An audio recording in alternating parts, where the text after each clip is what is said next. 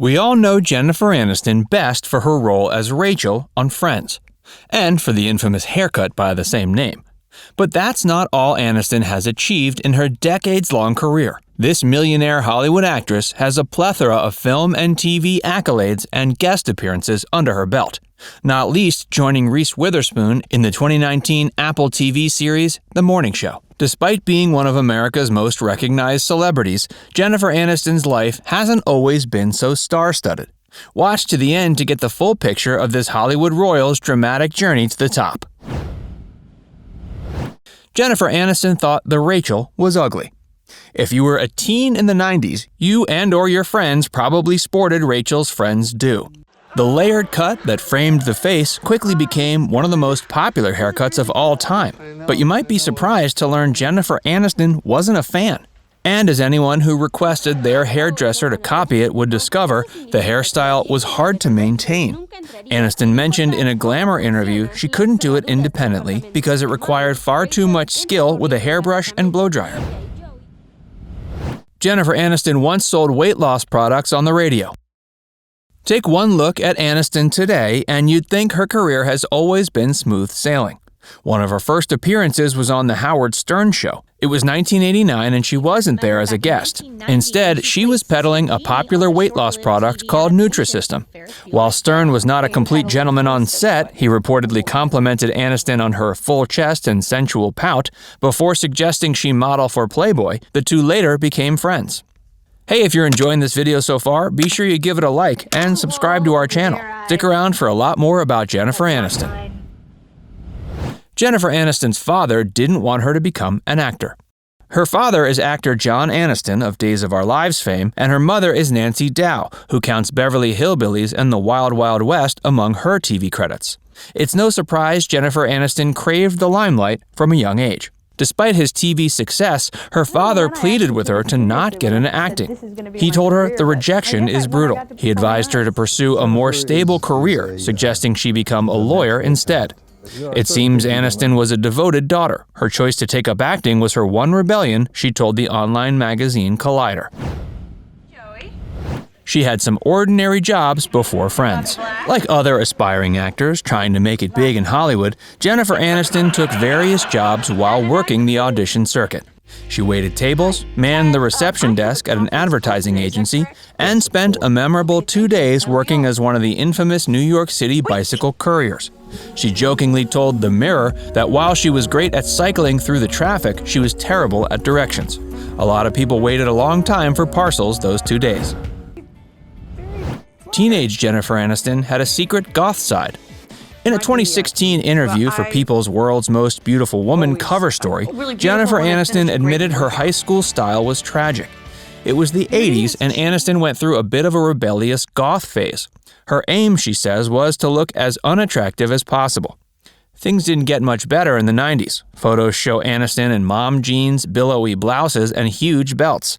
And don't forget those Western-style cowboy shoes. She admitted in the same interview she thought they were cool. NBC tricked Jennifer Aniston into starring in Friends. As soon as Jennifer wrapped up her audition for Friends, the producers knew they'd found their Rachel. But Aniston, it seemed, had other ideas. She had already filmed a handful of episodes for a new sitcom on CBS called Muddling Through. The show had yet to air, and CBS planned to launch it in their popular Saturday night slot. This presented a problem for NBC. If the show proved popular, their ideal Rachel would be unavailable. NBC decided to run back-to-back movies based on famous romance author Danielle Steele's novels in the same Saturday time slot. Ratings plummeted for Muddling Through as sitcom lovers tuned into the Steele bonanza over on NBC. Believe it or not, Jennifer Aniston turned down a spot on SNL. The producers of Friends had one more obstacle to overcome before enticing Jennifer to sign on. She had received an offer to join the star-making cast of SNL. Luckily for Friends fans, Aniston turned it down. In an interview, she once told Oprah she didn't think the SNL set was the right fit for her, despite Friends' Adam Sandler and David Spade already working on the show. She has a fear of being underwater. A lifelong fear of swimming and going underwater has challenged Aniston throughout her acting career.